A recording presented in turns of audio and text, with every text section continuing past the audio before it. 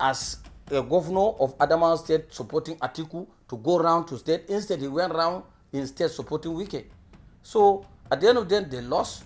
And when Wike was fighting Atiku, he was the one in the forefront insisting that Wike should be picked as vice president because Wike is his boss. So, but when people look at Wike's character, he closed his eyes against Atiku, went to balkanize the emirate in such a way that it would offend Waziri to the extent that, let me take you from the beginning.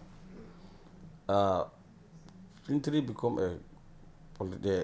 a politician by the grace of Waziri. When Waziri has issues with PDP in 2007, he left PDP and joined AC. During that period, they went around remobilizing people, and Fintiri happens to be one of them. He came and wanted to contest for House of Assembly. They did primaries. He lost the primaries, but Waziri said, I find this guy intelligent. These are type of people who want in the House. Can they please discuss with the other candidate and substitute him with Fintiri? They went, Boni Haruna and Co. and the party, they went, had a discussion with the original candidate who won the election. They persuaded him to accept substitution. They substitute him. That is how he first became a candidate of ACN. Atiku sponsored and financed the party from the beginning to the end of the election. And that means automatically Fintiri became a beneficiary. He was financed by Atiku to win the general election and become a member of House of Assembly. That was in 2007. And in 2019, when Atiku moved back to PDP from APC, they gave him the structure, the complete structure of the party, to go and restructure the party as he so wished. At that time, he tried to convince Governor Umaru Bindo Jibrila to come along so that he would take over the structure and now move his APC structure to the PDP and automatically get ticket and contest the election. But at the last minute, there was that political maneuvers which did not favor the idea of Bindo leaving the APC. So Bindo changes his mind, and Atiku was left just like that. So he now called his in-law Adamu Modibo and asked him to put the structure and contest for the governorship. In the process of doing, when we did the ward ESCO and the local government ESCO, with the ward ESCO, we are about to do the local government ESCO. We are about to do the state ESCO. Then Fintiri came and made one of Atiku's most senior political boy, which is Jauro. He now said, Mr. Jauro, I want Mr. Former Vice President to consider sponsoring me instead of Bindo, because Bindo is a senator already. Let him contest his senator. He now tell him, I was acting governor, I do that, and from the AC I've been loyal. Waziri need to sponsor somebody who is very loyal person to him. Adam Modibo was in APC, all this kind of a thing. He convinced Jauro. Jauro came forward and lobbied for him with Waziri, convinced Waziri that Fintiri should be the one we need to sponsor. So what do we do? Fintiri, for him to be able to succeed in the primaries, they have to dissolve the local government structure that was already in place. So they called the acting state chairman, which is Mohammed from Maiduguri, who now Waziri gave him orders to say, okay, the structures we already put in place, I want this structure dissolved, and I want you, I'm sending one Amadou Umar Fintiri to come and meet you to see how you can restructure and do the election again. Automatically from now, there should be any communicating with anybody outside Amadou Umar Fintiri. Fintiri was now directed by Waziri to go and see the acting state chairman. He was given that opportunity to restructure the party that it will suit him in the way and manner that he will get the primaries, which he got the primaries based on that arrangement. And even during the primaries, Atiku gave him money for the primaries. Even for the campaign that he went out campaigning for the primaries, Atiku gave him that money. And the general election, Atiku funded him 100%. How much are we talking about? I don't want to mention because it's so much money that it may not be ideal to come on record and say this is the amount. But you know, for somebody to win a governor in a particular state, if you are going to support somebody for governorship in a particular state like Adamawa State, where competition is very high, especially he's going to compete against a sitting governor, which that governor has a federal government support. You know, it's going to be a huge amount of money. And Atiku funded him fully 100%. He couldn't win on the first instance. There was inconclusive. Atiku went back and supported him during the conclusive. He won the election. Atiku supported him during the cases at the court with his lawyers, and Atiku funded the legal fees up to the Supreme Court for him to be able to be confirmed as the governor of Adamawa State and run the state for 4 years. Atiku didn't get involved, didn't interfere. He came the second time.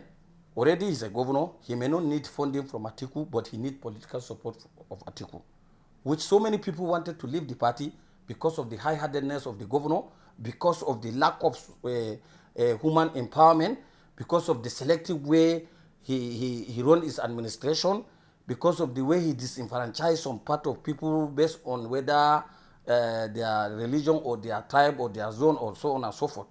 But Atiku has to plead on his behalf and say, no, this is my boy. You know, I'm going for presidency. There's no way I will allow my state to go to another party when I'm a presidential candidate.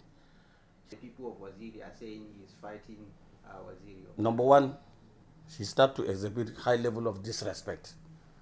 Before, when Waziri is coming to Yola, he used to go to the airport personally, take Waziri to the house. It cost him nothing. It only add value to him. He started withdrawing from that. From allowing only his commissioners to go. At the end of the day, he even instructed everybody in the government, including those people he has never known before in politics except through Waziri. He gave the instruction not to go to airport and receive Waziri, not to go to Waziri's house for no reason. And secondly, he was fighting every friend of Waziri. Waziri is the Waziri of Adamawa. He's a friend and confidant of the emirs and chiefs in Adamawa. Whatever you want to do anything on these people, especially is going to be a harm, you should consider Atiku's virtues. He refused that. He closed his eyes against Atiku, went to balkanize the emirate in such a way that it will offend Waziri to the extent that Waziri will feel pain maybe to come and challenge him. But Waziri, despite the fact that it's painful to him, but he chose not to say anything because he's not the governor. Fintiri is the governor. Now, thirdly, when you go deep down to know why Fintiri started exhibiting that kind of disrespect, from the beginning, it was the connection and the relationship is built at that time with Wike. When Nyemson Wike was appointed Minister of FCT, at least, you know, every Nigerian is interested in what is happening in FCT because this is where people retire. They need good location to build houses. They need good houses at the cheap rate. The FCT can sell a house to you. They can give you land at a strategic place for you to build a house of your that you want. So many advantages are there for people to take.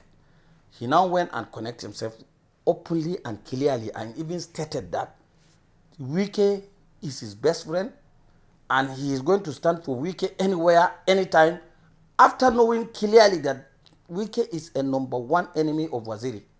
Like somebody telling you just doesn't want to abuse you.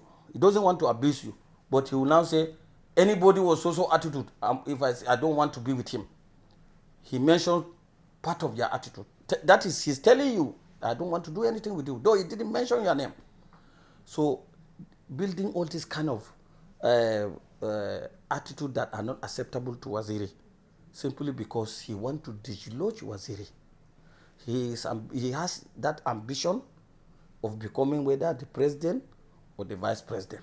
You know, governors believe once they are two-term governors, automatically they have the right to become president or vice president. Until when it come to pass, they didn't get anything. Okay, tell us what happened in 2023. Did Fintiri supported Wike during that primaries, or he supported Waziri?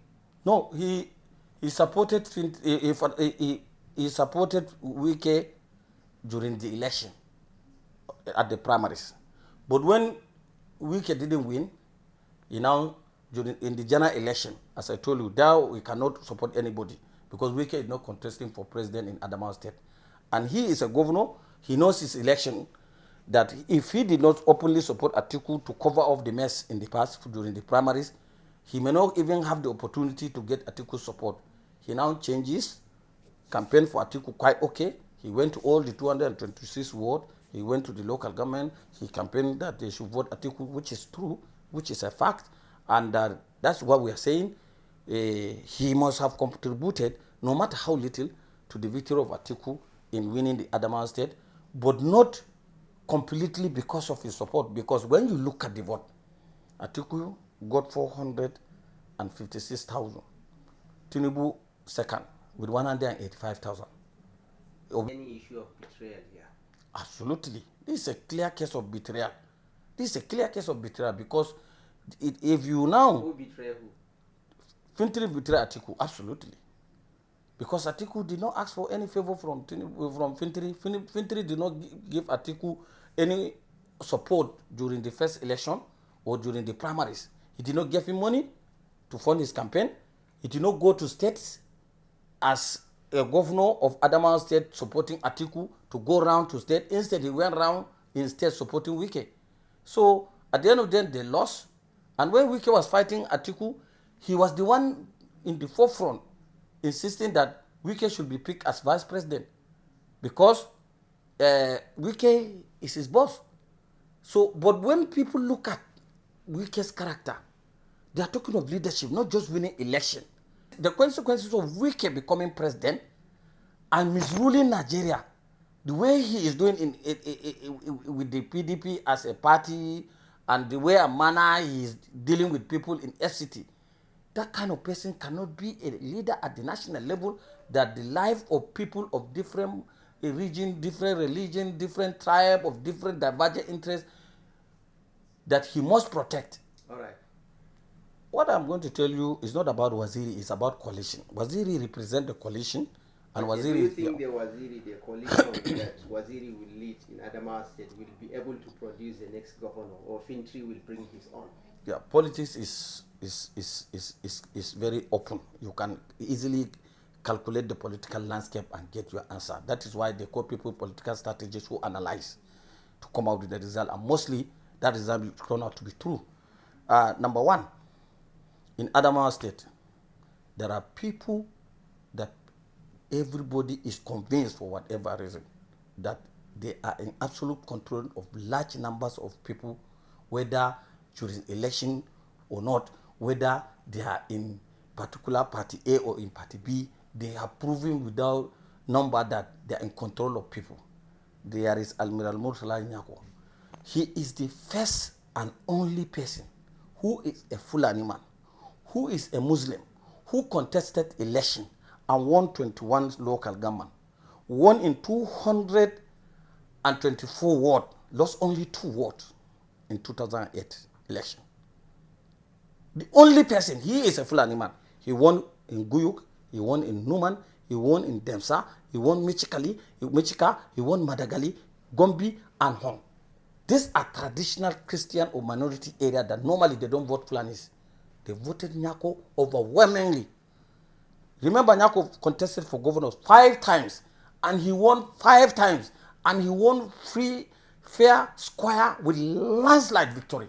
So you cannot say this gentleman is not in control of his people. You know, Atiku won the governorship of Adamawa State, and he sponsored Boni. Boni won. He supported Bindo. Boni won. He supported Fintiri. Fintiri won. So you cannot say he's not somebody that has political clout in Adamawa State. Then there is Binani. This is a woman.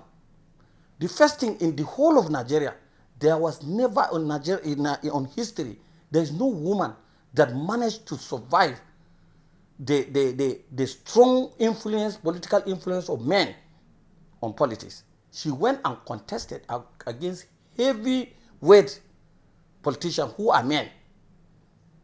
You understand? She won the primaries squarely with landslide. She is the only woman after Mama Taraba who won primaries on a major political party. After winning the election, the primaries, you can see the massive support base she got. Even when her party, the entire party structure, from the zonal level, the state, the local government, and the world, come out openly campaigning against her, that she's a woman, they will not support her. Her party. They use the ulamas, mostly Izalas, to campaign in all mosques in Adamawa State. Every Friday, at any given opportunity, that is haram for a Muslim to vote for a woman. They use a religion, they use party, they use everything against her. This woman won in every polling unit that is a Muslim majority, meaning people rejected that call of the ulamas. This woman won in northern zone where Fintiri supposed to have won. She came out from with a large vote from Mubi North and Mubi South. Okay, finally, do you think she will win if she contested again against Fintiri's anointed candidate, possibly? Whoever that emerges the candidate of the coalition of governor in Adamawa State, be easily light Allah, is a governor elect. I want to assure you, all what you need in our coalition is to get the primary ticket. Once you have been nominated as the governorship candidate, not only governorship, senatorial, House of Assembly, and other, is going to be a sweeping operation. I'm going to assure you that. Whoever that is a candidate, Fintiri will not do, he has no base. His political base is minor. Let me tell you, his political base is Roman Federation. When his people refused to vote Waziri, they voted Labour. In Mechika, in Madagali, in Numan Demsa, Guyuk, Lamurde, and part of Gombe, they voted for Peter Obi. He got only 110,000 votes. I want you to know that. And for you to know, let me give you one simple example. In APC first election, APC got 185,000. 2 weeks after, Binani single-handedly add up 250,000 votes to make it 400,000 votes. How can that is against a sitting governor, Fintiri himself, who call himself Mr. Infrastructure and this and that. What more of him? Today, he's fighting the House of Fulanis completely. And every Muslim in Adamawa, whether House of Fulani or minority, believes that Fintiri doesn't care about his interests because of the way he do his appointments, because of the way he normally do promotion exercise, because of the way he balkanized the emirate without touching any of the chiefdom. So many things. He alienated about 75% of the electorate in Adamawa State. So this 25%, even if they can vote for him as a whole, they can't win election. The tradition has been there right from Serbia again, Balatakaya, this man, Boss Mustafa, Gundiri, all this, Mabello. So many times it has been like that, and there was never time they won, and they will never won. So they will never win. So if he now choose to align with only them, because in politics, you need both. You need both the minorities and the majorities. You need both the Muslim and the Christians. You give the Christians their fair share, you give the Muslim their fair share. If you want to balkanize, to show you are transparent and you are not biased, you must have even if from the one of the chiefdom you have created chiefdom out of one of the chiefdom to show that yes, I am not biased against Mr. A, against Muslim or against the Fulanis. But for you to only go to Adama and Mubi Emirate and balkanize them, leaving others who are non-Fulanis and mostly non-Muslims, and to tell the people and convince them tomorrow that I'm bringing a successor, and this successor is going to be fair to you, when you, the boss, are not fair to them. How will they support you? How will they accept that your view?